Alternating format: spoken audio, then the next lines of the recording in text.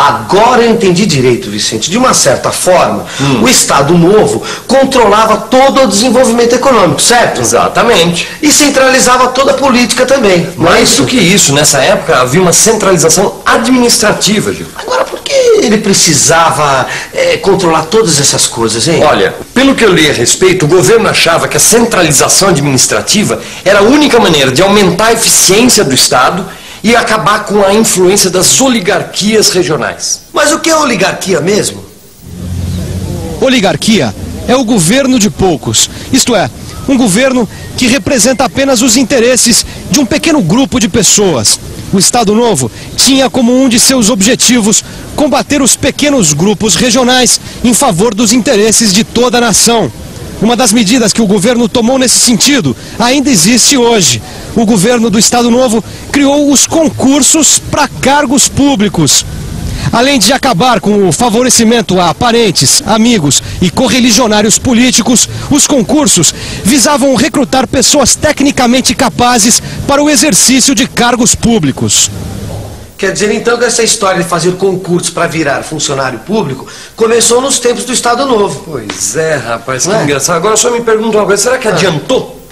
Porque, será que o Estado Novo conseguiu, com essa atitude, acabar com o favorecimento de aliados, de amigos, de parentes?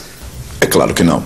Apesar das importantes mudanças que foram feitas, apesar do fato do país ter se modernizado durante o período do Estado Novo, o governo Vargas era um governo autoritário e de características fortemente tradicionais. O próprio Getúlio vinha da oligarquia gaúcha e o seu governo representava o interesse de grupos restritos, sem dúvida alguma. Mas nem por isso, Getúlio Vargas deixou de ser popular e acabou se afirmando como um poderoso líder político. Pouco a pouco, Getúlio foi construindo uma imagem de sintonia entre o governo e as classes populares.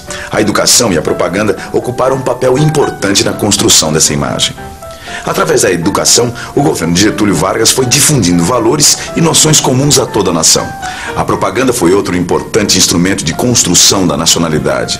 Ela ficou a cargo do poderoso Departamento de Imprensa e Propaganda, o DIP. A presença do DIP era constante em todos os meios de comunicação, no cinema, na literatura, no rádio, na imprensa e até no teatro. A máquina de propaganda do Estado Novo foi de fato empregada para impor a figura de Vargas como grande líder, benfeitor e condutor dos destinos da nação. Vargas passou a ser identificado com o próprio Estado. A propaganda também ajudou a criar a imagem de um Getúlio Vargas, pai dos pobres. Mas por trás desse apelido existe uma história que vai muito além da propaganda. A história dos direitos trabalhistas. Você saberia explicar pra gente mais ou menos o que é a CLT? A CLT é uma lei, foi sancionada pelo, se não me engano, por Getúlio Vargas, é a consolidação das leis do trabalho, né? Que ela diz os direitos e os deveres do trabalhador. A justiça do trabalho, o salário mínimo, o imposto sindical e a consolidação das leis do trabalho, a famosa CLT, foram criados na época do Estado Novo. É claro que quase todas essas medidas traziam benefícios para os trabalhadores. Só que, por outro lado, o mesmo governo que garantia esses benefícios não dava aos trabalhadores o direito de fazer greve.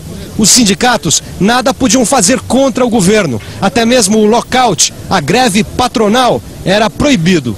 Bem, mas você não vai pensar que as leis trabalhistas do Estado Novo foram criadas para iludir os trabalhadores e manter a repressão política.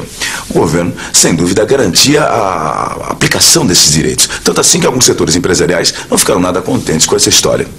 E é claro também que o Estado Novo não fez a legislação trabalhista para agradar os trabalhadores. Essas leis faziam parte de um projeto de industrialização do país. O governo do Estado Novo fez um investimento pesado para criar uma indústria de base nacional. A Companhia Siderúrgica Nacional, fundada em 1941, é o maior exemplo de que isso é verdade. Um ano depois, o governo criou o Senai, que, como a gente sabe, tem o objetivo de formar mão de obra especializada para a indústria. Sem as leis trabalhistas, o projeto de industrialização do país não seria possível. Agora, tem um detalhe importante que ajuda a gente a ver como essa história de pai dos pobres tem que ser vista com muito cuidado. Alguns direitos criados e garantidos pelo Estado Novo não chegaram até os trabalhadores do campo. Por quê? As oligarquias rurais, quer dizer, os donos de terras, continuaram com o mesmo poder de sempre. As leis trabalhistas não valiam para os camponeses, que continuaram pobres e, como se diz por aí, sem pai nem mãe. E atenção, se liga aí que é hora da revisão. Na teleaula de hoje, você aprendeu que o Estado Novo começou com um golpe de Getúlio Vargas, que acabou com a democracia e impôs uma nova Constituição ao país. Você viu que Getúlio defendia a ideia de um governo centralizador e autoritário como a melhor forma de defender os interesses gerais do país.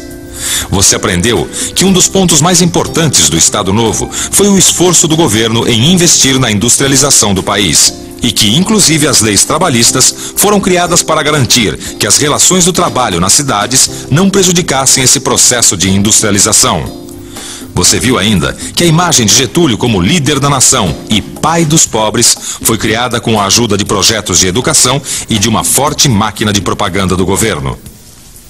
Na próxima teleaula, a gente vai continuar falando sobre o Estado Novo. Por isso mesmo, estude muito bem isso que nós conversamos hoje e até a próxima!